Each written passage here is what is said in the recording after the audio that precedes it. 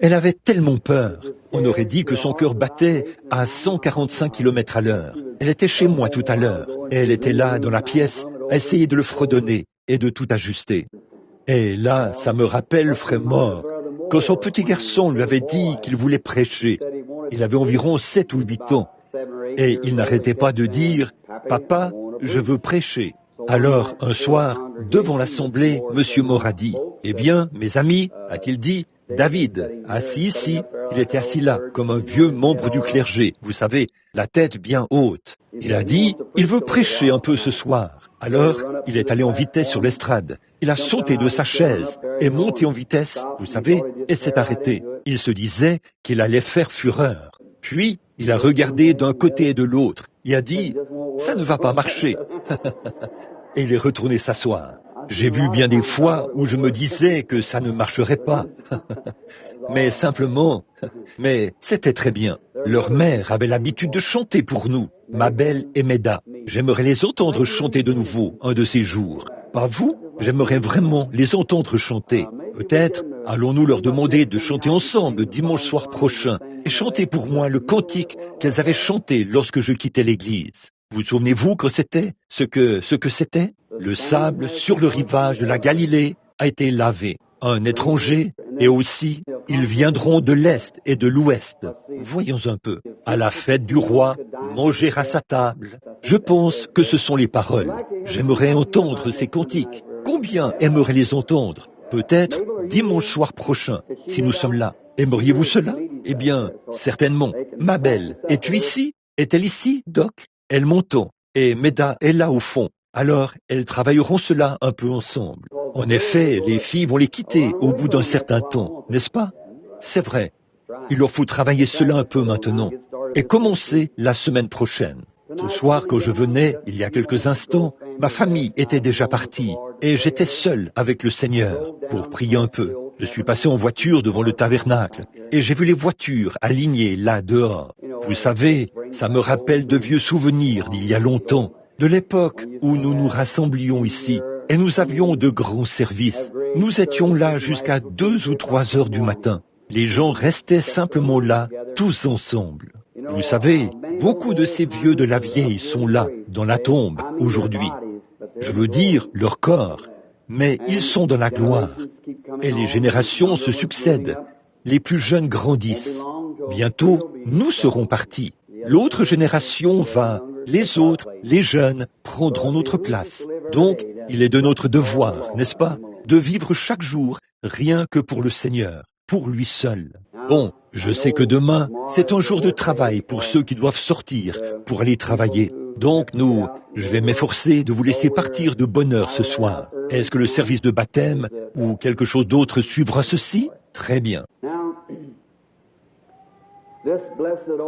Maintenant, cette vieille Bible bénie est la carte routière pour du berceau à la tombe et jusqu'au ciel, d'un bout à l'autre. Et nous l'aimons, parce que c'est dans son contenu que nous trouvons le plan du salut qui sauve parfaitement. Or, avant de l'ouvrir, parlons à l'auteur, pendant que nous courbons la tête un instant. Notre Père Céleste, nous te remercions ce soir pour tout ce qui a déjà été fait pendant cette réunion, pour les cantiques et pour tout ce qui a déjà été fait. Et nous sommes reconnaissants ce soir d'être réunis ici, sous le toit de ce petit bâtiment, au nom du Seigneur Jésus, avec cette belle promesse que là où 2 ou 3 sont assemblés en mon nom, je serai au milieu d'eux. Et nous savons que tu es ici. Et nous sommes si heureux de savoir qu'après 1900 ans de prédication de l'Évangile et de l'histoire d'un monde qui évolue, toi, tu restes toujours le même. Les temps changent, les gens changent, les nations changent, les désirs et les attitudes changent, mais tu restes toujours le même. Et nous en sommes si heureux ce soir, Père, car nous sommes heureux de pouvoir lire ta parole, de voir ce que tu étais autrefois et de savoir que nous nous approchons du même Père aimant, indulgent et compréhensif, qui marchait autrefois sur les rives sablonneuses de la Galilée, qui a été crucifié, prenant notre place, et est devenu un pécheur qui est mort à la croix, à notre place, afin de se charger de nos péchés et de les emporter au loin. Et tu as été jeté en enfer. Or le prophète avait dit, « Je n'abandonnerai pas son âme dans le séjour des morts, et je ne permettrai pas que mon sein voie la corruption. » Et le troisième jour, tu es ressuscité et est monté au ciel, où tu es assis ce soir, à la droite de la majesté de Dieu, pour intercéder sur la base de notre confession. Et nous avons le droit et le privilège de confesser que notre propriété personnelle, qui a été rachetée par ton sang, tout ce que tu as inclus dans ton plan de rédemption, lorsque tu es mort et as fait l'expiation calvaire. Et ce soir, Père, nous demandons une bénédiction spéciale pour chaque pèlerin présent sous ce toit ce soir, dans le tabernacle. Nous te prions aussi, Père, pour les hommes et les femmes, les garçons et les filles qui sont en dehors de l'arche ce soir, qui ne te connaissent pas. Nous te prions d'être avec eux et de les attirer à toi ce soir. Et puisse le Saint-Esprit frapper spécialement leur cœur et les attirer à Dieu notre Père. Accorde-le, Seigneur. Bénis chaque église et chaque réunion qui accourt dans le monde entier, aujourd'hui et ce soir. Puissent tous les ministres être inspirés pour prêcher et que le cœur et l'oreille des gens soient circoncis pour entendre et comprendre, afin que Dieu en reçoive la gloire. Car nous le demandons au nom de Christ. Amen. Que le Seigneur ajoute sa bénédiction ce soir, alors que nous venons à la croix, pour donner un petit enseignement sur la parole. C'est en quelque sorte une leçon d'école du dimanche. Vous savez, je me disais tout à l'heure, alors que j'étais assis là-haut, vous savez, ce serait merveilleux, à un moment donné, si il y a un grand bâtiment vide, ici en ville, l'ancien cinéma Dream. J'imagine qu'on peut y asseoir entre 1500 et 2000 personnes. Et ce serait très bien si nous pouvions la voir à un moment donné, ou peut-être pendant plusieurs dimanches de suite, environ 5 semaines, et y avoir un service de guérison le dimanche après-midi dans l'ancien cinéma Dream, ici, et diffuser le service sur l'une des stations locales pendant 1 heure. Ça ne coûte pas grand-chose, environ 19 ou 20 $, quelque chose comme ça pour 1 heure. Je le paierai volontiers moi-même, et si mes réunions là-bas parrainent cela, c'est juste pour que les gens d'ici puissent venir, et qu'on ait un bon endroit où les envoyer, les convertis. Et vous savez, j'ai vraiment apprécié le message de notre pasteur ce matin sur la pêche au filet. Et je sais que vous l'avez tous apprécié, et c'est vrai. Et nous devons attraper les poissons dans le filet, comme il l'a dit. Et c'est vrai, voyez, vous devez attraper le poisson dans le filet. Et là, l'union, fait la force. Bon, hier soir, j'étais chez frère Junior Cash. Je crois que c'est comme ça qu'il s'appelle. Nous étions là-bas hier soir pour prêcher chez lui. Et le Seigneur est descendu d'une manière merveilleuse. On a amené une jeune fille. La seule chose que j'ai vue, qui aurait pu être vue naturellement, que vous auriez pu voir de vos yeux là sur l'estrade, c'était une jeune fille de couleur qui venait du sud de l'Indiana, au sud de New Albany, ou quelque part, qui avait été impliquée dans un accident. Et elle avait les nerfs de l'oreille et de la voix sectionnés, à tel point qu'elle ne pouvait ni parler ni entendre. Et une veine était coincée quelque part, ce qui avait paralysé son côté. Et la jeune fille, qui était là avec un grand appareil orthopédique, sa mère essayait de l'aider à monter sur l'estrade. Ce n'était qu'une jeune fille, toute jeune. Elle avait probablement 16 ans ou quelque chose comme ça. Et d'une manière ou d'une autre, le Saint-Esprit a semblé placer l'Afrique juste devant moi. Et j'ai regardé cela.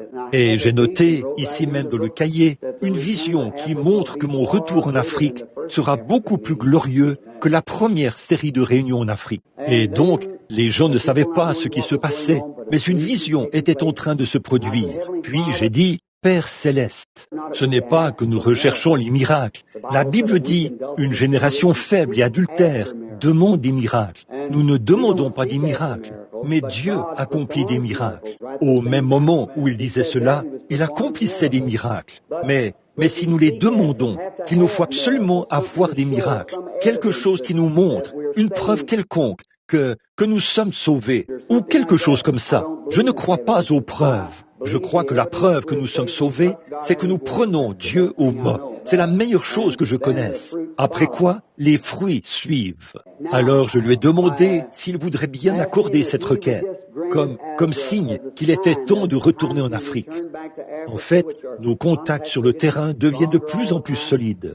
Et lorsque nous avons prié pour cette jeune fille, elle pouvait parler, entendre et bouger. C'était tout simplement merveilleux de voir ce que notre Seigneur était capable de faire. Et donc, nous en sommes heureux ce soir, heureux de savoir que ce beau foyer, où qu'il se trouve, est très heureux ce soir de voir cette jeune fille. Comment cela s'est-il produit alors que les nerfs étaient complètement sectionnés? Vous voyez, il n'y avait aucun moyen. Non, rien du tout. Ils étaient complètement sectionnés et coincés. Le nerf de la langue ou des cordes vocales et le nerf auditif. En fait, ils sont tous les deux reliés par le même nerf. Mais ce nerf avait été sectionné lors de l'accident. Mais Dieu, d'une manière ou d'une autre, combien étaient là et ont entendu la jeune fille parler? Voyons un peu. C'est vrai, elle était capable de parler, d'entendre et de s'exprimer. Je lui parlais comme ceci. J'ai dit, « M'entends-tu » Elle a dit, « Oui. » « Tu m'entends toujours » J'ai dit, « Dis, maman ». Elle a dit, « Maman ». J'ai dit, « Dis, Jésus ». Elle a dit, « Jésus ». Et elle a continué à parler. Alors le Seigneur est merveilleux, n'est-ce pas? Il est plein de miséricorde. Et comme ça faisait 2 semaines que je n'avais pas fait de service de guérison, cela a donné un nouvel élan à mon cœur, en quelque sorte. Et je me sens prêt pour un autre service. Maintenant, dans le livre des Nombres, j'aime l'Ancien Testament. Et nous allons avoir une leçon ce soir, là, sur le livre des Nombres. Nombre, le chapitre 13 et le verset 30. Nous n'allons lire qu'un seul verset comme texte de base pour commencer. Et donc, voyez-vous, si nous lisons un verset de la Bible, je sais une chose, ma parole faillira parce que je suis un homme. Mais cette parole de Dieu ne faillira jamais parce que c'est la parole de Dieu. Et donc, un verset tiré d'ici donnera un fondement suffisant pour que chaque personne qui vient soit bénie, simplement parce qu'on aura lu la parole. Maintenant, le verset 30. Caleb fit taire le peuple qui murmurait contre Moïse. Il dit, « Montons, emparons-nous du pays, nous y serons vainqueurs. » Puisse le Seigneur ajouter ses bénédictions à la parole. Maintenant, mon sujet ce soir, c'est à Kadès Barnéa. Et ce sujet que nous contemplons là, pour que nous ayons un peu de contexte, afin d'en arriver au point où, si le Seigneur le veut, bien évidemment, tout ceci n'est jamais prémédité. C'est simplement apporté par inspiration, tout comme cela m'est donné. Je n'ai pas fait d'études pour apprendre comment prêcher cela.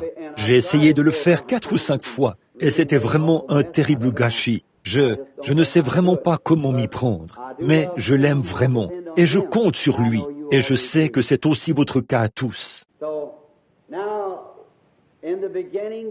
Alors, donc, au commencement, c'est un tableau que Dieu, c'est un grand récit de la Bible, que Dieu a inséré ici pour nous, afin que par cela, nous puissions prospérer.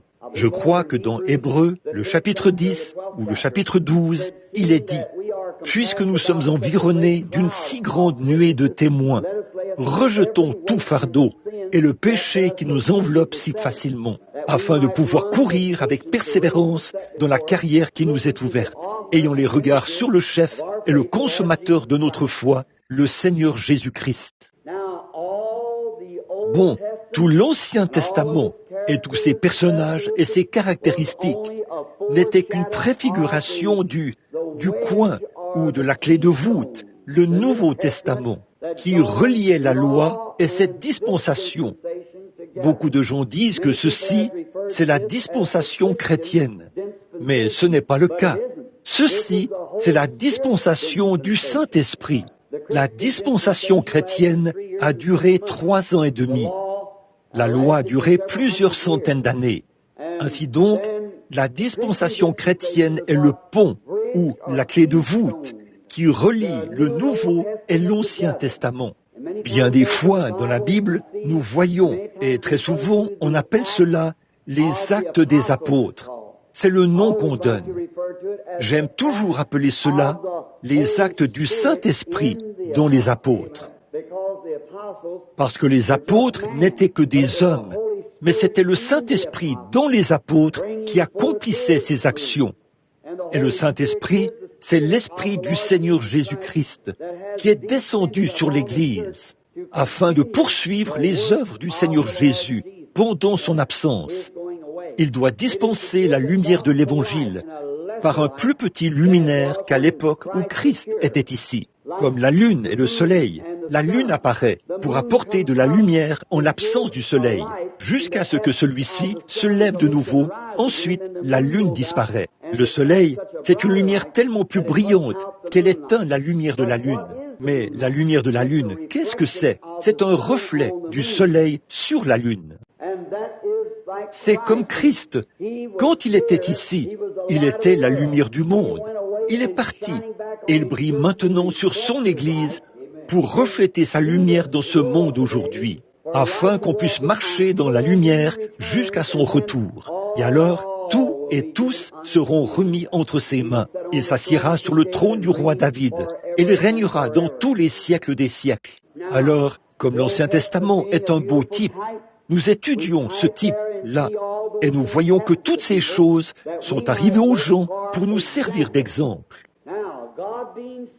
Or, Dieu est souverain et c'est ce que j'enseigne aujourd'hui dans une maison où on m'avait invité à dîner. Ils voulaient savoir s'ils allaient reconnaître leur bien-aimé quand ils les rencontreraient dans la gloire. Eh bien, j'ai dit, certainement, nous les reconnaîtrons. Voyez, nous sommes nous avons 3 corps différents dans lesquels nous habitons. L'un est le corps humain, l'autre le céleste et l'autre le glorifié. Alors, si nous nous reconnaissons dans ce corps humain, le corps mortel, à combien plus forte raison reconnaîtrons-nous cela? Nous reconnaîtrons-nous les uns les autres dans un corps glorifié. C'est comme la loi, elle a pu produire quelque chose de bien, mais combien plus grande est la chose que la grâce peut produire, puisque la grâce est plus grande que la loi. Et la lune, elle peut produire une certaine partie de lumière, mais combien le soleil en éclipsera l'éclat à sa venue. Alors certainement que nous nous reconnaîtrons. Et maintenant, c'est vraiment comme je l'ai dit, nous acquérons continuellement des connaissances. Nous, les êtres humains, vous en savez plus long maintenant que lorsque vous étiez un jeune garçon ou une jeune fille, parce que vous devenez plus sage. Et toute la race humaine devient plus sage. Mais avez-vous remarqué que le règne animal ne devient jamais plus sage? Vous savez, vous habitez aujourd'hui une meilleure maison que votre grand-père. Et probablement que vos enfants habiteront une bien meilleure maison que vous aujourd'hui. Mais tout récemment, je crois dans le Reader's Digest ou quelque part, je lisais un article qui disait qu'on avait pris une petite femelle roitelet et qu'on l'avait mise dans une cage sans rien pour construire un nid. Et elle a dû pondre ses œufs sur le sol de la cage. Puis, les petits roitelets ont éclos. On a pris ces petits roitelets et on les a mis dans une cage, sans rien pour construire un nid. On les a donc fait éclore jusqu'à 15 générations. 15 générations différentes pour voir si cela changerait leur nature. Alors, cela prendrait 15 ans, parce que les roitelets ne produisent qu'un seul nid d'œufs par an. Et au bout de 15 ans, on a relâché l'autre petit roitelet, un de ses successeurs, la 15e génération. Il n'avait jamais eu la moindre paille pour construire un nid, ni rien. On a placé cette petite femelle roitelet quelque part, et la première chose qu'elle a faite, c'est de s'envoler et de construire un nid. Les oiseaux construisent leur nid exactement comme ils le faisaient dans le jardin d'Éden. Mais l'homme progresse continuellement. Il devient de plus en plus sage. Tout, votre grand-père, comme je l'ai dit, allait voir votre grand-mère en char à bœuf. Votre père allait voir votre mère en voiture à cheval. J'allais voir ma femme dans une Ford Model T. Mon garçon possède une voiture rapide, à 8 cylindres, ou peu importe le nom que vous donnez à ça. Les petits-enfants posséderont probablement un avion à réaction. C'est comme ça. Nous progressons continuellement, parce que nous avons une âme. Or, l'oiseau n'a pas d'âme. Mais nous avons une âme. Nous ne sommes pas des créateurs, mais nous pouvons pervertir. Eh bien, nous ne pouvons pas créer du bois, mais après que Dieu l'a créé, nous pourrons le prendre et en faire une maison, parce que nous descendons de Dieu, des fils et des filles de Dieu. Peu importe combien nous sommes déchus, nous devons quand même reconnaître que nous sommes des fils et des filles de Dieu. Dans notre état déchu, nous sommes toujours des fils et des filles. Dieu fait une promesse. Dieu doit tenir cette promesse. Oh, j'espère que vous voyez cela. Si seulement vous pouviez le comprendre ce soir, Église, et en prendre conscience. Vous n'iriez pas de droite à gauche et vous n'adhéreriez pas à cette église-ci, puis à cette église-là. Vous ne rechercheriez pas votre plaisir dans les choses du monde. Vous ne rechercheriez pas votre guérison en allant d'un service de guérison à l'autre. Vous pourriez prendre Dieu au mot et savoir que c'est terminé. Certainement, quand Dieu fait une promesse, il ne peut pas revenir sur cette promesse. Il est dans l'obligation de tenir sa parole. J'ai entendu quelqu'un dire, eh bien, il rétrogradait et revenait, et vous pourriez faire cela. Eh bien, je suis perdu en ce qui concerne Dieu. Si jamais vous avez été avec lui, vous ne serez jamais perdu en ce qui le concerne. Parce que Dieu ne peut pas vous sauver, puis vous tournez le dos et vous rejetez. S'il le faisait, il irait à l'encontre de son propre dessein. Il ne peut donc pas faire cela. Alors quand Dieu, nous devenons plus sages, mais Dieu était infini au départ. Il était parfait. Il ne devient jamais plus sage. Il est toujours le même.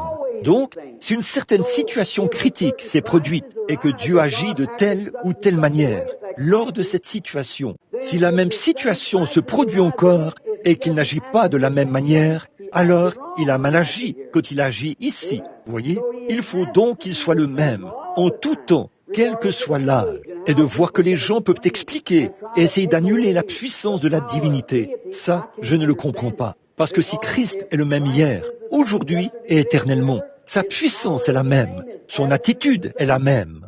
Et ce qu'il était en ce temps-là, il l'est maintenant, et il le sera pour toujours. Ça ne peut rien lui enlever, c'est tout. Et s'il est ressuscité au jour de son pèlerinage terrestre, il a guéri les malades, pour qui les médecins ne pouvaient rien faire, et les a guéris. S'il a agi ainsi lors de cette situation critique, et qu'il est le même hier, aujourd'hui et éternellement, il doit agir de la même manière aujourd'hui, sinon il a mal agi envers ceux-là. Voyez, s'il a fait une promesse en ce temps-là, et qu'il devait s'en tenir à cela, il fait une promesse ici, il doit s'en tenir à cela. Forcément, il n'y a rien qui cloche chez Dieu et avec sa promesse. Ce qui cloche, c'est à notre niveau, du fait que nous n'avons pas la foi pour y croire, ou pour le prendre au mot. Maintenant, voyez-vous, si nous avions la même jugeote qu'un oiseau, nous agirions comme ceux du début. Mais nous devenons si intelligents que nous trouvons toutes les explications possibles pour déprécier la parole. Et nous disons, oh, c'était à une époque révolue, et nous créons un autre type de situation. Au lieu de prendre Dieu au mot, nous commençons simplement une nouvelle organisation. Voyez? Eh bien, c'est comme ceci que Dieu le fera, et c'est comme ça que Dieu le fera. Si nous étions comme les oiseaux, et que nous ne changions pas, et qu'il ne nous avait pas été donné le libre arbitre, nous prendrions simplement Dieu au mot. Cela réglerait la question. Point final. Dieu l'a dit, un point c'est tout. Comme c'est beau de voir que le Dieu vivant et vrai vit encore aujourd'hui. Au milieu de tout ce chaos, Dieu vit et règne encore. Maintenant, ce peuple de l'Alliance, Israël, s'était retrouvé là-bas en Égypte à cause de leur désobéissance et parce qu'ils avaient vendu leur frère Joseph. Ils avaient été emmenés en Égypte et y étaient restés en esclavage pendant 400 ans. Je veux vous faire remarquer qu'ils n'ont jamais perdu leur alliance. Ils avaient perdu leur liberté, pas leur alliance. Dès lors que Dieu a fait l'alliance avec Abraham, Isaac et Jacob, il a juré par lui-même qu'il sauverait Abraham et sa postérité après lui. Dieu est dans l'obligation de tenir cette promesse. Et il est tout aussi lié par sa promesse à votre endroit qu'il l'était envers Abraham. Quant à la promesse, c'est vrai, si vous êtes la postérité d'Abraham, comment devient-on la postérité d'Abraham? Nous qui sommes morts en Christ, nous devenons la postérité d'Abraham, dit la Bible, et nous sommes héritiers selon la promesse. Alors Dieu est autant lié envers vous qu'il l'était envers Abraham. Dites donc, cela devrait ôter toute peur. Dieu ne veut pas que vous ayez peur de quoi que ce soit. Reposez-vous solennellement sur ce qu'il a dit. Ce qu'il nous faut aujourd'hui, c'est un homme qui relèvera le défi de l'heure où nous vivons. C'est vrai. En ce jour où la discorde et tout le reste se sont infiltrés, au nom de la religion et tout, et au nom du salut, de l'évangile, nous avons besoin que quelqu'un soit suscité parmi nous comme Dieu a suscité Moïse pour qu'il remplisse cette fonction à cette époque-là. Oui, ils n'avaient pas perdu leur alliance, ils avaient perdu leur liberté, ils étaient esclaves, mais l'alliance demeurait encore. Et un jour, alors qu'ils étaient là à gémir et à pleurer, à cause des oppresseurs de l'Égypte, parce qu'ils étaient devenus des esclaves, je veux que vous remarquiez ce beau tableau, et ceci serait bon pour les légalistes. Écoutez, Dieu n'est jamais descendu pour dire, bon, si vous faites telle et telle chose, si vous faites telle et telle chose. La grâce de Dieu avait pourvu d'un sauveur, Moïse. C'est vrai, Moïse n'était pas arrivé là n'importe comment, mais c'est par sa grâce souveraine que Dieu avait envoyé Moïse. Non seulement un sauveur, mais la grâce avait pourvu d'un libérateur, sans aucune loi ni rien. C'est simplement par sa grâce solennelle que Dieu avait envoyé Moïse pour être un libérateur et un sauveur de la nation, afin de les faire sortir. Quand je pense à cela, alors je me rappelle que le même Dieu qui était avec le peuple de l'Alliance en Égypte est certainement, au vu de toute la pression et de l'indifférence qui accourt dans l'Église ce soir, il enverra, par la grâce de son propre être, un libérateur. Nous sommes tout aussi certains de recevoir une effusion du Saint-Esprit en ces derniers jours que nous sommes assis dans cette église ce soir. Dieu a agi en faveur du peuple de l'Alliance sans que ce peuple ait à faire le moindre effort. Mais il a envoyé gratuitement du ciel au peuple de son Alliance un acte de grâce. Sur la base de la souveraineté de sa promesse, il a envoyé Moïse. Et dans la même situation critique, alors que les gens étaient en esclavage et qu'ils subissaient toutes sortes de choses, le joug du péché, de la maladie et des ennuis d'aujourd'hui, il est tout aussi sûr qu'il enverra Jésus-Christ la deuxième fois qu'il a envoyé Moïse la première fois. Quand la situation critique s'est produite, Dieu a agi dans sa grâce souveraine. Il est tenu de faire la même chose dans les mêmes conditions, sinon il a mal agi lorsqu'il l'a fait à cette époque-là. Vous le voyez? Voici ce à quoi j'essaie d'arriver. Le plus grand péché que je trouve dans l'Église aujourd'hui, c'est l'incrédulité. C'est le seul péché qui soit. Il n'existe pas d'autre péché que l'incrédulité. Là, dehors, quelle partie de cela est la nuit? Quelle partie est noire? Vous ne pourriez pas dire, il fait noir dans cette partie-ci, alors qu'il fait complètement noir, même à partir de mes mains. Bon, il n'y a qu'une seule façon de définir le péché et de déterminer ce qu'est le péché. Ce n'est pas parce que vous buvez, ou que vous fumez, ou que vous jouez à des jeux d'argent. C'est défini ainsi. C'est parce que vous êtes un incroyant que vous faites ces choses-là. Et c'est vrai. Le fait que vous jouiez aux jeux d'argent, le fait que vous mentiez, le fait que vous voliez, ces choses ne sont pas des péchés. Ce sont les résultats du péché. C'est parce qu'en vous habite un esprit différent. Si vous étiez un croyant ferme, ces choses seraient aussi mortes et sombres que la nuit devant vous. Certainement, voyez, ces choses sont des attributs de l'incrédulité. Dans Jean, chapitre 3, Jésus a dit que celui qui ne croit pas est déjà condamné. Vous n'avez même pas franchi la première étape. Vous êtes condamné au départ. Donc, ça ne veut pas dire que vous devez avoir un étalon de mesure dans votre église. Si vous faites ceci, si vous vous conformez à ces règles-ci, si vous vous conformez à cette règle-là, bien des fois, les gens vont laisser de côté de petites choses comme ça pour faire partie d'une église. Mais la chose est encore dans leur cœur, et ils le font en secret. Mais une fois qu'un homme a satisfait aux exigences de Dieu et qu'il est né de nouveau de l'Esprit de Dieu, ces choses sont ôtées de sa vie. Il n'a plus le désir de les faire. Pourriez-vous imaginer un cochon? Le cochon ira manger sur un tas de fumier. Je ne lui en veux pas. C'est un cochon. C'est ce qui le pousse à le faire. Mais vous n'arriverez jamais à amener un agneau à faire ça. Parce que ce sont deux natures différentes. Le cochon a une nature et l'agneau a une autre nature. Et tant que vous pouvez avoir cette même nature dans ce cochon, peu importe combien vous essayez de le nettoyer, il aura la même nature, parce qu'il est un cochon au départ. Ainsi, bien des fois, nous prenons les gens et nous les amenons à l'église, et tout comme ça, et nous faisons d'eux des membres, alors qu'ils n'ont jamais été sauvés. C'est pour ça qu'aujourd'hui, devant un tel méli-mélo, les gens ne savent pas de quel côté se tourner. Ils voient des gens qui professent le christianisme et qui ne sont pas différents du monde. C'est parce que ces personnes ne sont jamais entrées en contact ou n'ont jamais été nées de nouveau. Elles n'ont jamais accepté le Seigneur Jésus, n'ont jamais cru en lui. Il se peut qu'elles se soient emballées, il se peut qu'elles aient dansé, il se peut qu'elles aient poussé des cris, il se peut qu'elles aient parlé en langue, il se peut qu'elles aient fait toutes ces choses, mais elles ne sont jamais venues à la personne, Jésus-Christ. Elles ne sont jamais vraiment nées de nouveau. Dans leur cœur, ces choses meurent, leur nature est changée et une nouvelle personne naît. Bon, Moïse, devenu adulte, a refusé d'être appelé fils de la fille de Pharaon. Après cela, il a tué l'Égyptien. Mais Dieu était avec lui dans le pays de Madian et il l'a ramené.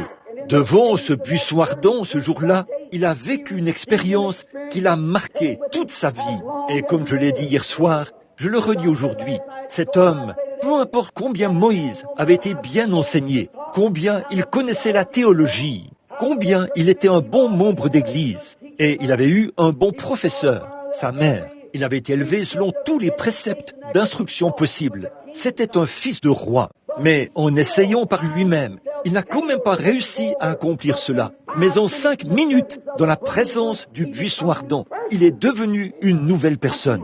Il s'est passé quelque chose. Et ce qu'il nous faut aujourd'hui, dans nos séminaires, ce n'est pas tant un enseignement de la théologie, mais une expérience du buisson ardent, où les hommes se prosternent devant Dieu et le rencontrent face à face. Ce qu'il nous faut aujourd'hui, c'est quelqu'un qui relèvera le défi, comme il en était en ce temps-là. Ce qu'il nous faut, ce sont des hommes et des femmes qui ont rencontré Dieu et qui savent de quoi ils parlent. Pas quelqu'un qui essaie d'enseigner à partir d'un livre d'église ou d'une théologie ouverte.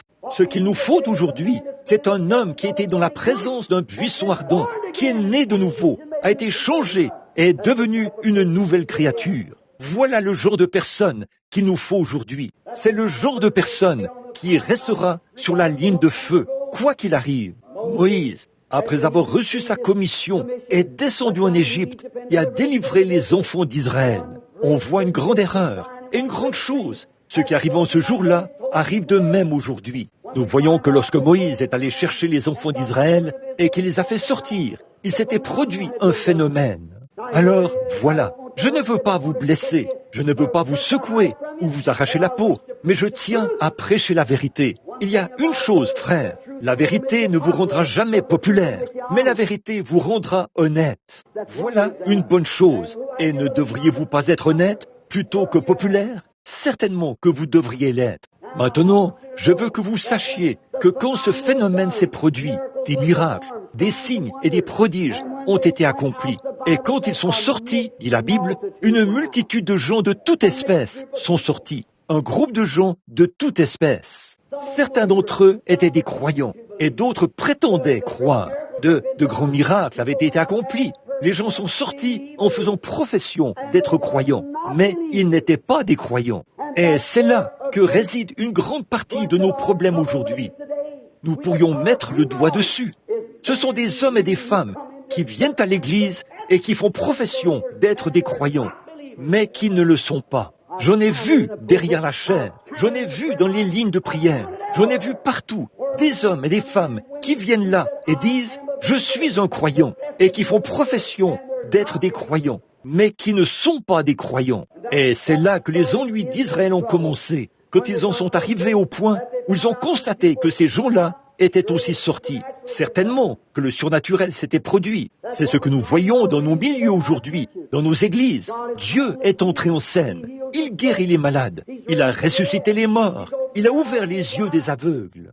Il fait entendre les sourds, parler les muets. Il guérit les infirmes. Il ôte les cancers des gens. Nous, on ne peut pas nier ces choses. Il y en a par milliers. Au départ, c'est ici, à l'intersection de la 8e rue et de la rue Penn, que tout a commencé. Et maintenant, c'est partout dans le monde. Et il y a 10 000 feux de réveil qui brûlent sur les collines de toutes les nations païennes et partout ailleurs. Des signes et des prodiges s'accomplissent. De grandes choses sont en train de se produire. Dieu est en action. Nous sommes au temps de la fin, au carrefour du temps.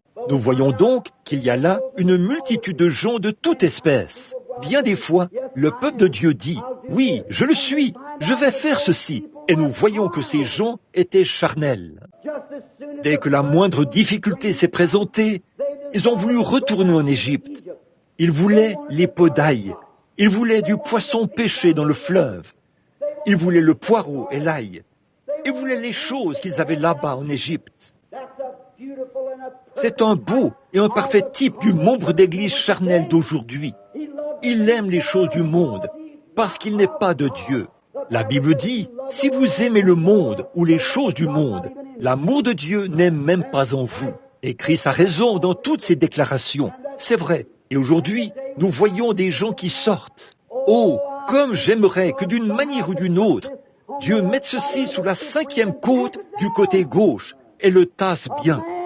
Un homme, peu importe combien il essaye de faire semblant, lorsqu'il fait face à une difficulté, cela fera ressortir ce qu'il y a de mieux et ce qu'il y a de pire en lui face aux difficultés. Prenez un chrétien à un moment donné, mettez-le devant une difficulté et regardez sa réaction. Vous verrez de quoi il est fait. Tout le monde peut faire bonne figure. Tout le monde peut louer le Seigneur. Lorsque le Saint-Esprit se répand sur une assemblée de gens, mais que les ennuis surgissent, alors observez ce qui se passe. Observez ce qui arrive à ce moment-là. Alors, êtes-vous en train de tomber? Êtes-vous de cette multitude de gens de toute espèce? Êtes-vous la personne qui ne peut pas, comme on le dit dans le langage de la rue, qui dit « Je ne peux pas le supporter ». C'est ça. Vous ne pouvez pas tenir le coup.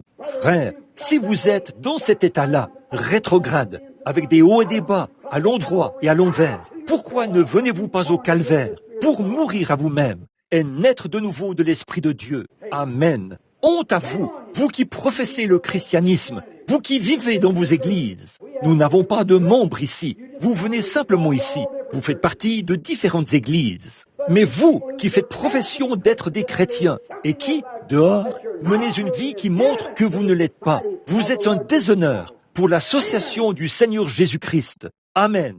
Vous qui faites profession d'être chrétien et qui avez honte de le prendre au mot ou de témoigner de sa puissance et de sa gloire, en tout temps, vous êtes un déshonneur pour le nom du Seigneur Jésus-Christ. Amen. C'est la vérité, c'est vrai. Tenez-vous-en à la parole. Quoi qu'il advienne, tenez-vous-en à sa parole.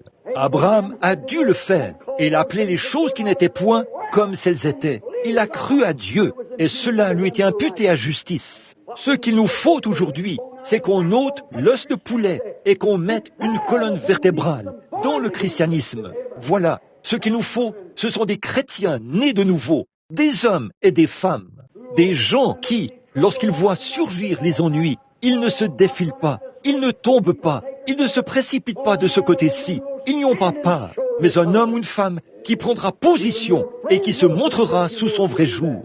Même vos amis vous apprécieront davantage si vous faites cela. Quel est l'homme qui n'appréciera pas une femme? Elle aura beau être laide, comme une clôture de boue enduite de crapauds. Elle aura beau être laide au possible, mais qu'elle soit une vraie dame et qu'elle ait assez de noblesse de caractère pour défendre les principes de la moralité féminine.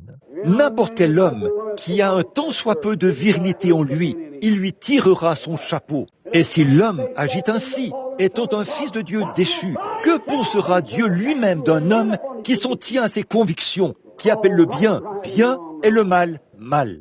Ce qu'il nous faut aujourd'hui, c'est un bon réveil à l'ancienne mode, comme celui de Saint Paul, et que le Saint-Esprit de la Bible soit de nouveau dans l'Église. On voit tant de cette mollesse, de se laisser aller, qui se font au nom du christianisme. Éliminez tout ça, tant de dénominations, tant de théologie, tant d'instructions. Et je ne cherche pas à soutenir. De toute façon, les gens ne marchent pas de manière aussi boiteuse que l'Église le fait.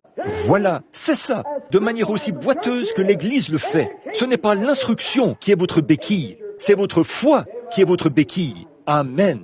C'est vrai, l'instruction n'y arrivera jamais. La dénomination n'y arrivera jamais. Aucune organisation ne pourra jamais se substituer à l'expérience de la chambre haute. Aucune école ne pourra jamais remplacer la Pentecôte. C'est impossible. Ce n'est ni par la puissance, ni par la force, mais c'est par mon esprit, dit le Seigneur. C'est ce qu'il nous faut aujourd'hui. Revenir à l'expérience de la Bible. Des chrétiens qui sont nés de nouveau, qui sont lavés dans le sang de l'agneau, blanchis, régénérés, 2 fois nés. Ce dont le monde a besoin aujourd'hui, c'est un réveil à l'ancienne mode, comme celui que saint Paul a eu vers l'an 66 de notre ère. Maintenant, mon frère, ma sœur, nous voyons que cette multitude de gens de toute espèce est sortie. Au bout d'un moment, ils ont commencé à se plaindre. C'est ce qu'on voit dans chaque mouvement suscité par Dieu. C'est ce que vous, les méthodistes, vous voyez dans votre église. C'est ce que vous, les baptistes, vous voyez dans votre église. Vous, les presbytériens, les pentecôtistes, qui que vous soyez, vous les voyez. C'est une multitude de gens de toute espèce. Voilà ce que c'était, il y a très longtemps, au XVIIe siècle, lorsque John Wesley a eu un réveil. Une multitude de gens de toute espèce sont entrés. Lorsque Martin Luther a eu un réveil, une multitude de gens de toute espèce y sont allés. Lorsque les baptistes ont eu un réveil, par John Smith, une multitude de gens de toute espèce y sont allés. Lorsque les pentecôtistes ont eu un réveil, une multitude de gens de toute espèce y sont allés. Et c'est exactement ce qui a causé sa mise au rencard. S'ils avaient été de vrais articles authentiques, ils seraient restés dans l'église et ils auraient prié jusqu'à ce que les autres sortent et ils auraient continué. Il y aurait toujours un réveil dans l'église méthodiste, baptiste, presbytérienne et pentecôtiste. C'est une multitude de gens de toute espèce. Ils sont sortis. Dès qu'ils sont arrivés là-bas, ils ont commencé à se plaindre. Ils n'étaient dans le désert que depuis 3 mois, quand ils se sont mis à dire « Oh, si j'avais de l'ail, si j'avais des poireaux ». Ils étaient là-bas. Ils avaient de la nourriture d'ange pour remplacer l'ail. Et ils se plaignaient.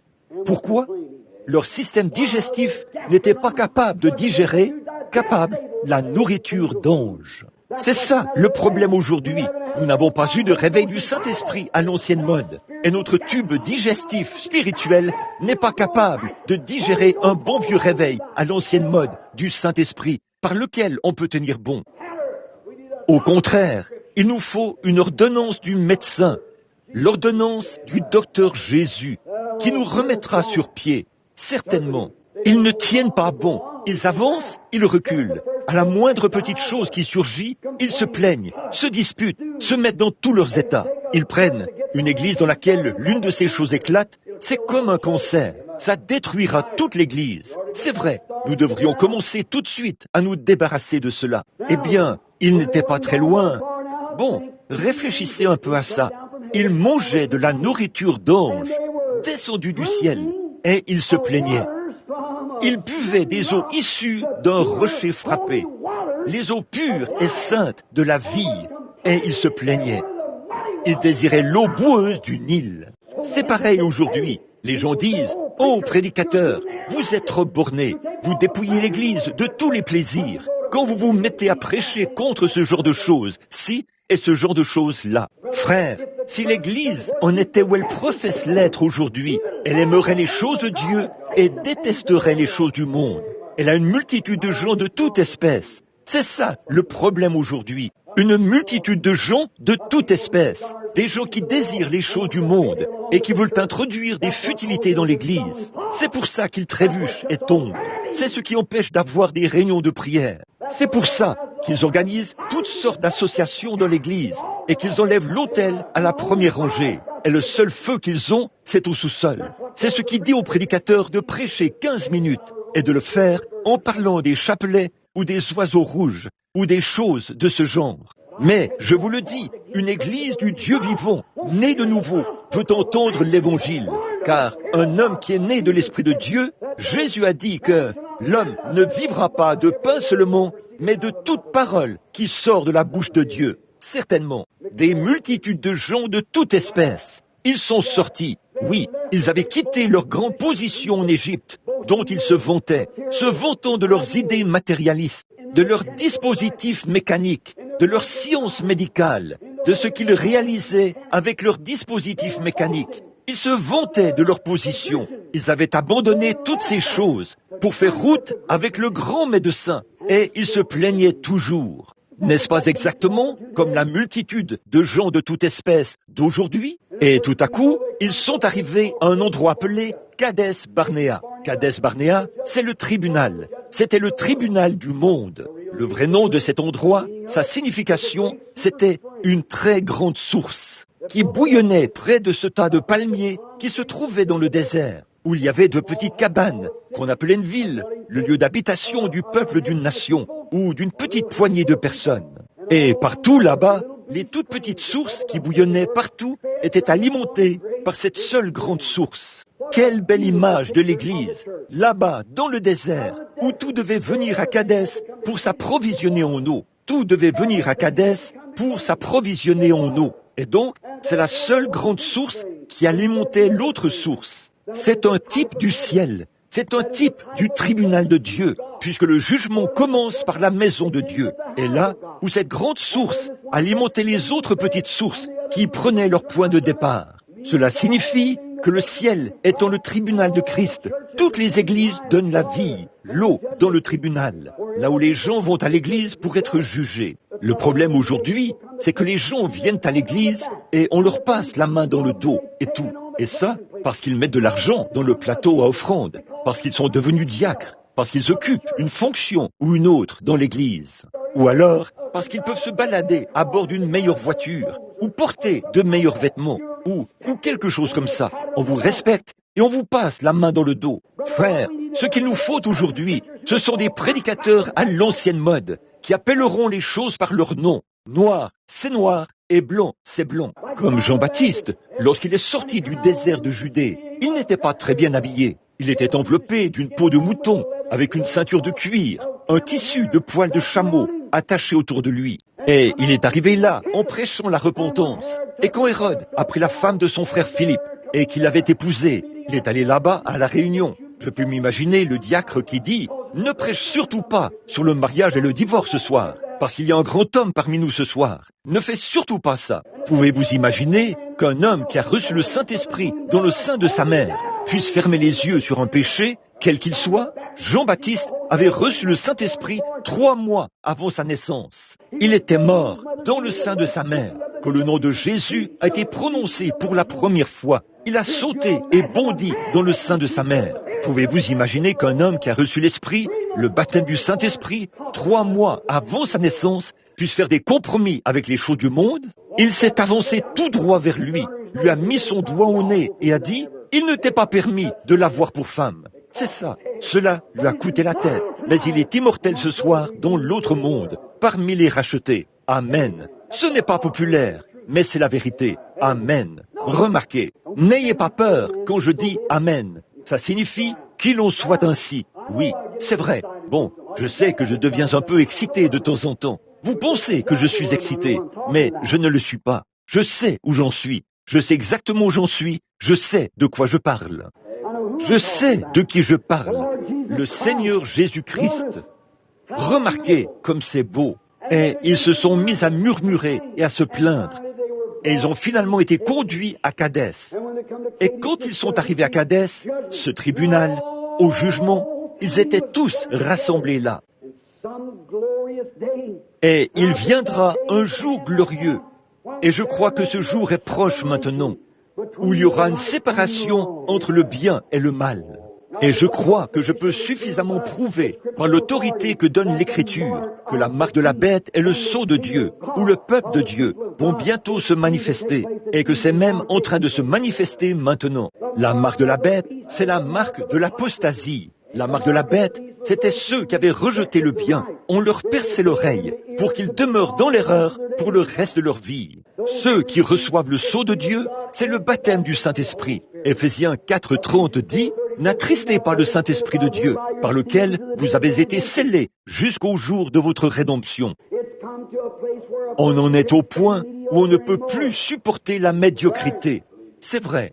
C'est comme un homme qui essayait d'aller au ciel. Il avait une poignée de billets. Le contrôleur de train lui a posé la question quand il est monté à bord. Il lui a dit « Pourquoi avez-vous autant de billets ?» L'un des billets était un billet des méthodistes, l'autre des baptistes, l'autre de la science chrétienne, l'autre des adventistes du 7e jour, l'autre était toutes les choses. Il lui a dit « Pourquoi avez-vous tous ces billets ?» Il a dit « Eh bien, je vais vous le dire, monsieur. » Il a dit « L'un disait sans cesse que ceci est vrai, et cela est vrai. Alors, je les ai tous essayés. » Il a dit « Je me suis dit que j'apporterais le billet de chacun d'eux. » Et il a été condamné.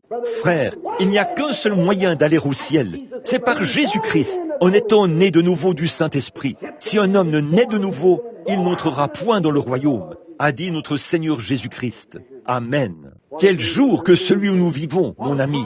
Quel temps que celui où nous vivons. Quel changement. quelle secousse! Dieu a toujours confirmé son Église. Dieu le fera toujours. Je ne dis pas qu'ils viendront tous au Branham Tabernacle. Je ne dis pas qu'ils iront tous à Wall Street.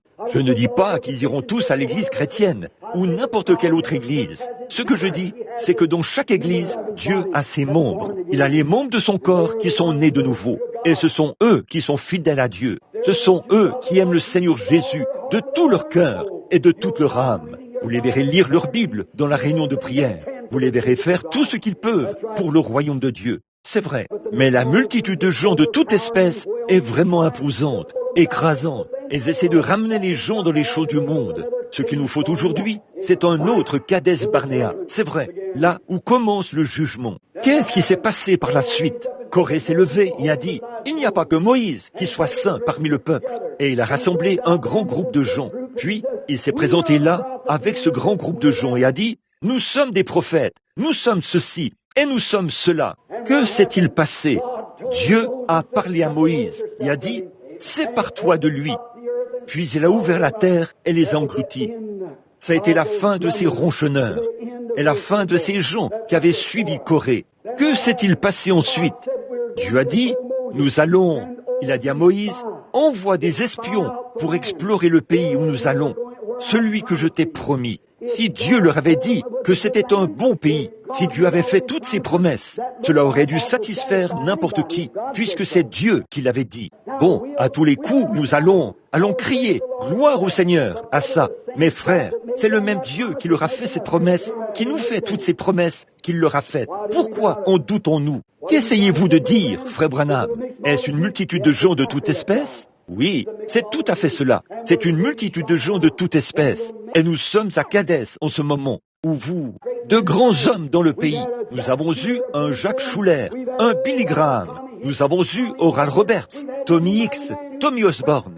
Nous avons eu de nombreux hommes puissants qui ont parcouru ce pays d'un bout à l'autre. Et ce soir, il y a plus de débit d'alcool que d'églises. Leur nombre va en croissant. Qu'est-ce qu'il y a? Il y a une multitude de gens de toute espèce. Je vais vous dire quelque chose, que cette nation ne se contente pas de réserver 1 heure d'un certain jour à la réunion de prière, où environ 1% de 1000 personnes essaieront d'y assister. Faites en sorte que toute cette nation se tourne vers Dieu, qu'elle ferme tous les débits d'alcool, détruise toutes les distilleries et ferme tous ces lieux de beuverie et d'escroquerie et tout le reste, qu'on interdise aux femmes le port de ces espèces de petits shorts dégoûtants et qu'on fasse de leur port dans les rues une infraction passible d'une peine de prison, qu'on nettoie les foyers, les maisons et l'église, et qu'on mette des prédicateurs derrière la chaire au lieu d'une sorte de conférencier. Cela déclenchera un réveil à l'ancienne mode, où les hommes et les femmes invoqueront Dieu. Nous aurons un réveil qui balayera le pays, et ce sera la meilleure défense que nous ayons jamais eue. C'est la seule chose au monde qui arrêtera la bombe atomique. Vous avez un abri anti-aérien sous son aile. Amen. C'est vrai. Remarquez, Kadès Barnéa est entré en scène. C'est là que le jugement devait avoir lieu. Moïse a choisi 12 hommes, un de chaque tribu, et il les a envoyés explorer le pays. Quand ils sont revenus, j'aimerais que vous remarquiez le genre de rapport. Oh, ont-ils dit, c'est un beau pays. Oh, c'est un pays excellent. Il y coule le lait, le miel. Mais, on dit 10 d'entre eux, nous ne pouvons pas nous en emparer. Nous ne pouvons pas nous en emparer. Oh, ont-ils dit, nous avons rencontré les Amoréens, les Madianites et les Cananéens et tous ces gens. Voyons, nous étions comme des sauterelles auprès d'eux. Ce sont des hommes de très grande taille. Et leurs villes sont toutes fortifiées. Et il n'y a aucun moyen pour nous d'y entrer. Oh, nos cœurs défaillent au-dedans de nous. Nous ne pouvons pas nous en emparer. Et le peuple, par un vote populaire, a accepté ce rapport. Mais il y avait là 2 personnes, l'un nommé Caleb et l'autre nommé Josué, qui avaient ramené une grappe de raisin qu'il fallait 2 hommes pour porter. Caleb a dit, « Tranquillisez-vous devant le prophète, tranquillisez-vous !»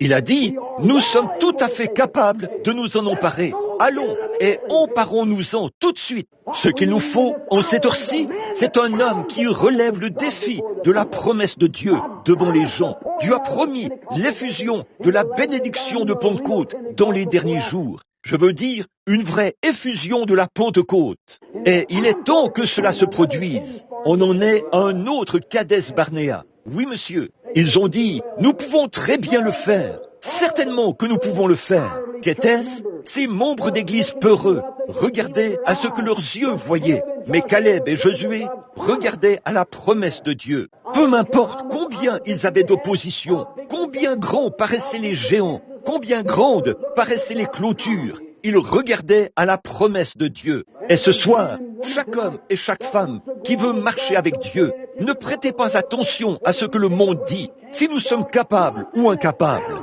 Dieu l'a promis et c'est réglé. Dieu l'a dit. J'aime ça. Une fois que Dieu l'a dit, ça règle la question pour toujours. Je vous le dis ce soir, nous avons eu beaucoup de prétextes fallacieux. Nous avons eu beaucoup de croyances artificielles. Nous avons vu beaucoup de choses qui sont sorties pour se donner au spectacle. Certainement, le diable vous présente toujours ses précurseurs. Une contrefaçon pour effrayer les gens. Nous avons connu une fausse Pentecôte. Nous avons connu une fausse pluie. Nous avons connu un faux ceci et cela. Mais malgré tout ça, un authentique baptême du Saint-Esprit existe.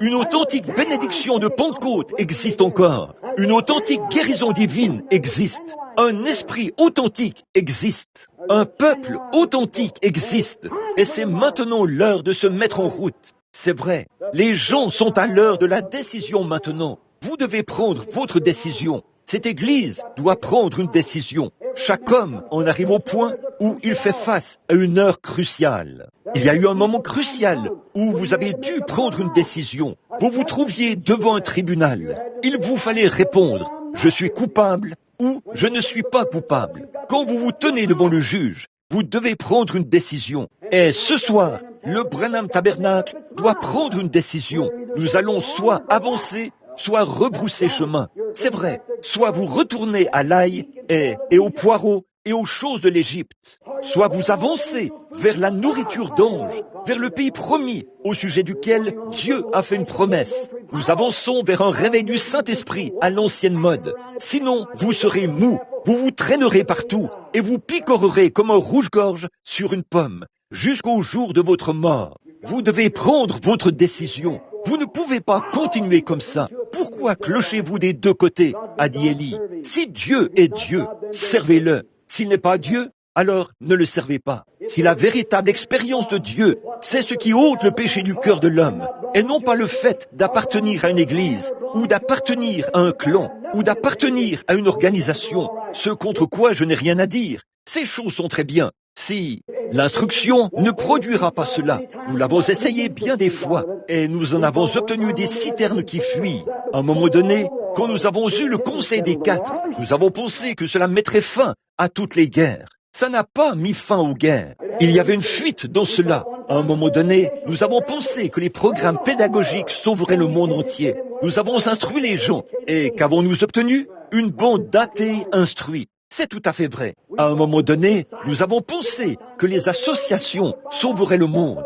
Et nous avons vu que les criminels les plus vils que nous avons sont issus de ces soi-disant associations. L'instruction et les associations ne sauveront pas le monde. Il n'y a qu'un seul sauveur du monde, le sang de Jésus-Christ, qui a été répandu librement au calvaire pour la rémission de tout péché que l'homme a un jour commis. Il était blessé pour nos péchés, brisé pour nos iniquités. Le châtiment de son qui nous donne la paix est tombé sur lui. Et c'est par ses meurtrissures que nous avons été guéris. Je défie tout homme ou toute femme, au nom de Jésus-Christ, de prendre Dieu aux mains au sujet de sa promesse ce soir. Et voyez si sa promesse est vraie ou fausse. J'ai vu les morts ressusciter, alors que les médecins les avaient abandonnés, après les avoir déclarés morts. J'ai vu des aveugles recouvrer la vue, qui étaient complètement aveugles depuis des années et des années. J'ai vu des sourds, des aveugles, des boiteux et des estropiés sautiller, sauter et louer le Seigneur.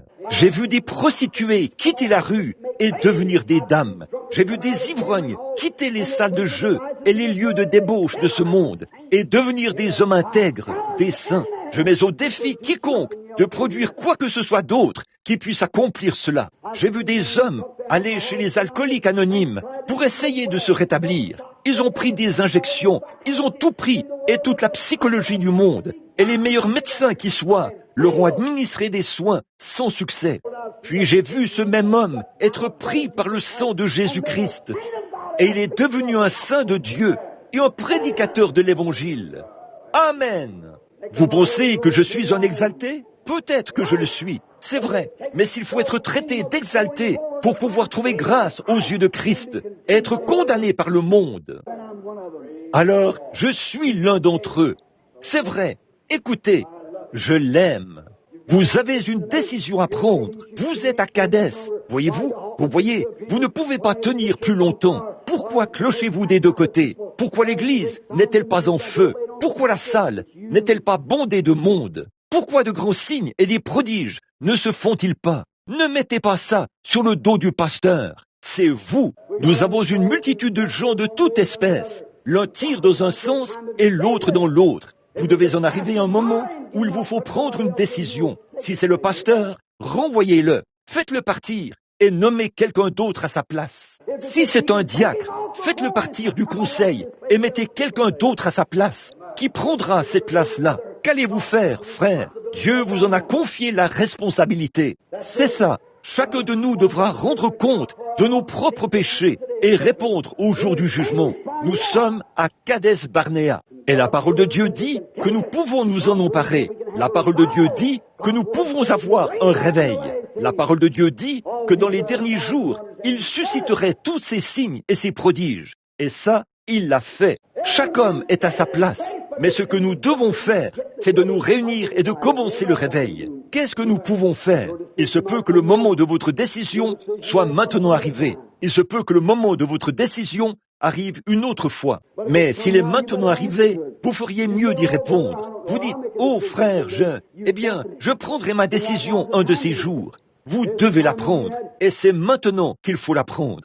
Il y a eu un temps où vous aviez, à l'époque où vous étiez en fréquentation avec votre femme, mon frère, il vous a fallu prendre la décision de l'épouser ou non. Il vous fallait prendre une décision. Il se peut que certains aient dit, tu ne dois pas te marier. D'autres ont dit, eh bien, tu ferais mieux de te marier. L'un dit, eh bien, on est plus heureux quand on se marie. Un autre dit, tu prépares ta propre ruine. Toutes ces différentes choses, c'était à vous de prendre la décision. C'est vrai, les jugements de Kadès Barnéa sont là, devant vous. Peut-être que certains d'entre vous ici devraient divorcer. Il y a forcément des moments, parfois, où des différends surviennent au sein de la famille. Il faut régler cela d'une manière ou d'une autre. Et vous devez prendre une décision. Je vais vous dire, mon frère, ce soir, la décision à prendre, c'est que vous et votre femme, vous vous entouriez de vos bras. Si vous vous prosternez devant Dieu, que vous vous agenouillez et que vous prenez la décision de servir Jésus-Christ et lui seul, les tribunaux de divorce seront complètement asséchés. C'est vrai, aucune conversation avec votre avocat n'est nécessaire. Ce qu'il vous faut, c'est une conversation avec votre Sauveur. C'est vrai, votre avocat peut très bien vous donner des conseils, mais votre Sauveur peut vous sauver. Votre avocat peut très bien vous donner de la psychologie, des conseils tirés de ses études sur le psychique. Mais Jésus-Christ peut vous donner sa grâce et son amour. Cela remplacera tout ça. Si vous êtes malade ce soir, vous devez prendre une décision. Si vous allez accepter Christ comme votre guérisseur ou non. Vous ne pouvez ni être mou, ni traînasser à ce sujet. Vous devez dire, je crois en lui, ou je ne crois pas en lui. Je vais me rétablir, ou je ne peux pas. Je n'ai pas assez de foi pour guérir. Vous devez prendre votre décision. Si vous êtes un pécheur ce soir, vous devez prendre votre décision. Vous êtes à Kadès Barnéa. Vous êtes là, au tribunal. Ces petites sources, qu'est-ce qu'elles étaient? Des églises. Elles représentent, elles coulent de là. Le jugement commence par la maison de Dieu. Jésus l'a dit. La Bible dit. Le jugement commence par la maison de Dieu. Nous sommes dans la maison de Dieu ce soir. Et vous devez prendre votre décision. Vous devez prendre votre décision, soit de venir à Christ, soit de le rejeter ce soir. Chaque pécheur ici présent doit prendre cette décision maintenant même. Soit vous sortirez d'ici en étant un meilleur homme ou une meilleure femme que lorsque vous êtes entré. Soit vous repartirez d'ici pire que lorsque vous êtes entré. Vous ne pouvez pas rester médiocre ce soir. Vous devez la prendre. Ceci était sur mon cœur. Maintenant, c'est sûr. C'était sur mon cœur. Maintenant, c'est sur vos mains. Vous devez prendre votre décision. Et vous devez prendre une décision. Vous avez peut-être été un bon membre d'église. Peut-être avez-vous toujours ardemment désiré avoir plus de Dieu. Vous avez peut-être voulu faire quelque chose pour Dieu. Souvenez-vous, vous n'êtes mortel qu'une seule fois. Et cette période-là est la seule période où vous serez mortel. Et c'est peut-être maintenant le moment où vous devez prendre votre décision. Soit vous allez avancer avec Dieu, soit vous allez rester où vous êtes. Il se peut que vous ayez à prendre votre décision ce soir. Si c'est le cas, je prie que vous laissiez tout tomber. Souvenez-vous, peu m'importe ce que c'est, si c'est votre travail, si c'est votre famille, si ce sont vos êtres chers, si ce sont vos collaborateurs, si ce sont vos associés, ou qui que ce soit d'autre, détachez-vous de tout. Quiconque met la main sur la charrue et qui même se retourne pour regarder en arrière n'est pas digne de labourer. C'est vrai, rejetez tout fardeau et le péché qui vous enveloppe si facilement. Qu'est-ce que c'est? Rejetez tout fardeau et l'incrédulité qui vous enveloppe si facilement et courez avec persévérance dans cette carrière qui vous est ouverte. Prions. Père Céleste, au nom de Jésus-Christ, le Fils de Dieu, je termine ce petit message et je le place dans le cœur des gens. Toi qui connais le cœur de tous les hommes et de toutes les femmes, toi qui connais le cœur de chaque garçon et de chaque fille, tu connais le cœur de chacun, tu connais mon cœur, depuis la chair jusqu'au concierge, Seigneur. Tu connais le cœur de chaque personne, tu sais ce dont nous avons besoin. Nous ne le savons pas. Tout ce que nous savons, c'est que nous savons que nous avons besoin de Jésus. Et, ô Christ de Dieu, pourrais-tu faire une promesse? Non, Seigneur, et ne pas l'accomplir. Tu as dit, là où 2 ou 3 sont assemblés en mon nom, je suis au milieu d'eux. Et s'ils demandent quoi que ce soit en mon nom, je le ferai. Quel défi adressé à notre Église, Seigneur. Quel défi adressé à notre société. Quel défi adressé à nos fidèles ce soir. Ce défi que tu nous as lancé. Si vous manquez de quoi que ce soit, demandez à Dieu, il vous le donnera. Maintenant, je te prie ce soir, cher Père Céleste, de répandre librement le Saint-Esprit, qui les reprendra dans leur conscience et sensibilisera leur cœur quant à leurs besoins, et le mien aussi, Seigneur, alors que nous nous attendons à toi au nom de Christ. Maintenant, alors que nous avons la tête inclinée, la sœur va nous donner la note au piano. Je vais vous poser une question. Ce moment est peut-être celui où vous devez prendre une décision. Combien ici, y a-t-il ici un homme ou une femme, un garçon ou une fille qui n'est pas un chrétien, qui est un pécheur, et vous voulez vous décider pour Jésus-Christ? Vous sentez que quelque chose frappe à votre cœur en ce moment? Voulez-vous lever la main pour confirmer votre décision et dire « Je prends maintenant la décision de servir Christ ». Que Dieu vous bénisse, monsieur. Quelqu'un d'autre? Je prends maintenant ma décision. Que Dieu vous bénisse, mademoiselle. Quelqu'un d'autre? Que Dieu vous bénisse, là, au fond, mademoiselle. Quelqu'un d'autre peut-il prendre sa décision? Je vais maintenant servir Christ. Je suis arrivé au bout. Je suis arrivé au moment critique. C'est maintenant l'heure. Je suis à Kadès Barnéa. Dieu se tient dans mon cœur. Est-ce que je suis capable de passer de l'autre côté? Puis-je abandonner mon ami? Puis-je abandonner mes fréquentations mondaines? Puis-je franchir la frontière, là-bas, et entrer dans le pays promis, où se trouve la promesse de Dieu? Est-ce que je serai un Caleb? Est-ce que je serai un Josué dans l'histoire du temps? Est-ce que je serai un Caleb ou un Josué dans les livres de Dieu? Ou est-ce que ce soir, je reculerai à cause de mon caractère lâche et peureux et ferai marche arrière? Ô Dieu, ôte cela de chaque homme et de chaque femme et fais qu'ils prennent leurs décisions et qu'ils se décident pour Christ ce soir. Voulez-vous lever la main? Un de plus? Que Dieu vous bénisse. Je vous vois là-bas, au fond. Quelqu'un d'autre? Là, à l'extérieur. Quelqu'un voudrait-il s'avancer vers une des fenêtres et poser sa main sur la fenêtre en disant « Je vais me décider pour Christ. Je suis à Kadès Barnéa, frère Branham. » Y a-t-il quelqu'un d'autre ici qui voudrait le faire? Y a-t-il un rétrograde qui voudrait dire « Je vais prendre ma décision ce soir. Les voies du transgresseur sont rudes. Je ne servirai plus le monde. À partir de ce soir, je servirai Christ. Je prends maintenant ma décision. Je vais lever la main. J'ai été un pécheur. J'ai été un chrétien, mais j'ai été rétrograde. Et je veux que Dieu soit miséricordieux envers moi. Y a-t-il quelqu'un ici ce soir qui est un chrétien, qui est un homme ou une personne de Dieu, mais vous avez été long à agir. Vous n'avez pas fait ce que Dieu vous a dit de faire. Vous avez eu des hauts et des bas. Vous avez écouté des choses que vous n'auriez pas dû écouter. Vous avez fait des choses que vous n'auriez pas dû faire. Et vous voulez que Dieu vous pardonne. Vous voulez un nouveau départ à partir de ce soir. Alors, vous voudriez vous décider pour Dieu, maintenant même, et dire « Je vais le faire ». Voulez-vous lever la main? Que Dieu vous bénisse. Que Dieu vous bénisse. Vous. Oh, c'est bien, très bien. Est-ce que quelqu'un d'autre veut lever la main? Je veux que vous leviez la main. C'est votre décision à l'égard de Dieu. Dieu voit votre main. Vous dites, à quoi cela sert-il?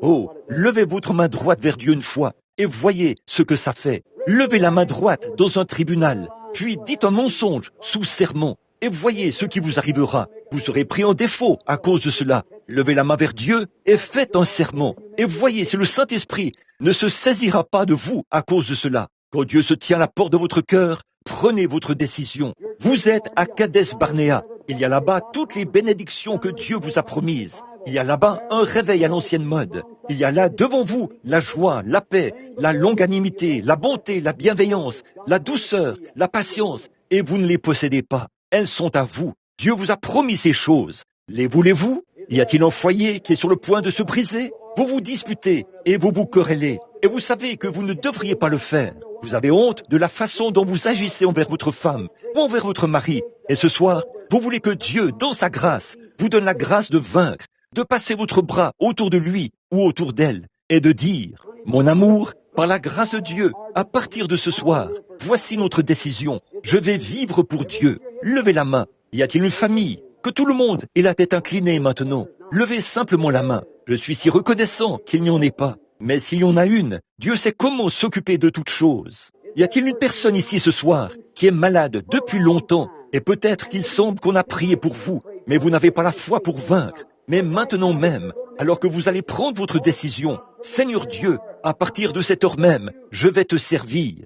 Et quand je sortirai d'ici, je vais témoigner de la grâce de Dieu, que c'est par ces meurtrissures que je suis guéri. Et je vais le croire à partir de ce soir. Que Dieu vous bénisse, madame. Que Dieu vous bénisse, monsieur. Que Dieu vous bénisse. Et vous, c'est merveilleux. C'est ça. Je vais prier pour vous dans quelques minutes. Je vais demander à Dieu de vous l'accorder. Je me demande ce soir si l'un de ceux qui ne sont pas des chrétiens aimerait s'avancer à l'autel pour s'agenouiller. L'autel est ouvert à tous. Si vous voulez prier, ouvrir votre cœur à Dieu, l'autel est ouvert à tous. Pour le rétrograde, ou pour le voyageur, ou qui que ce soit d'autre, l'autel est ouvert à tous. Vous êtes les bienvenus. Vous êtes à Kadès. Le jugement est en cours. Dieu se tient là, les bras ouverts. Il est prêt. Des personnes malades qui voudraient se lever pour confesser publiquement qu'elles ont maintenant accepté Christ comme leur guérisseur et dire, à partir de ce soir, je croirai Dieu et qu'on prie pour eux.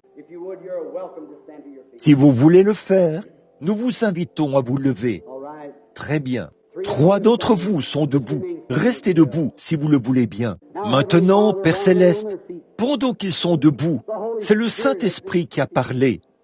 Je te prie, Père Céleste, que ta miséricorde soit accordée à cet homme, aux deux, et à cette femme, et à cet autre homme qui vient de se lever. Ô Dieu éternel, par les meurtrissures du Seigneur Jésus-Christ, ils ont été guéris. Ô Dieu, tu as fait descendre cela, tu as rendu cela réel aux yeux des gens. Et je prie, Seigneur, tu as dit, nul ne peut venir à moi si mon Père ne l'attire. Maintenant, le Saint-Esprit leur a parlé. Rien d'autre ne peut être fait. Ils ont pris la décision de t'accepter ce soir comme leur guérisseur. Et ils repartent de ce tabernacle en croyant qu'ils seront en bonne santé et bien portants. Seigneur, cela ne peut pas plus faillir que Dieu ne peut faillir.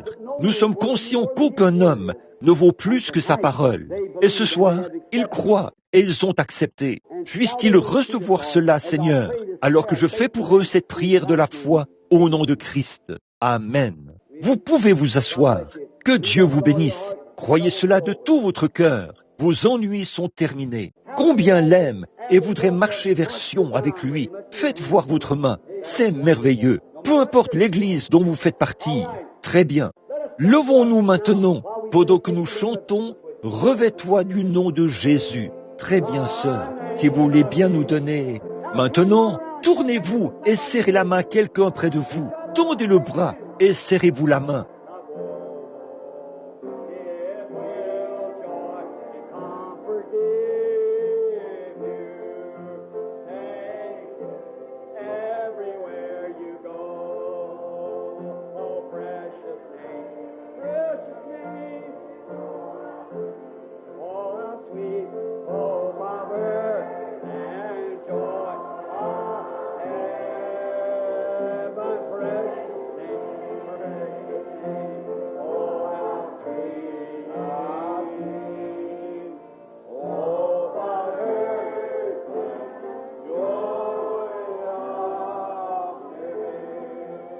Vous tous qui l'aimez d'un amour suprême, de tout votre cœur, de toute votre âme, de toute votre pensée, de toute votre force, levez la main comme ceci et dites « Gloire au Seigneur ». C'est bien, très bien. Maintenant,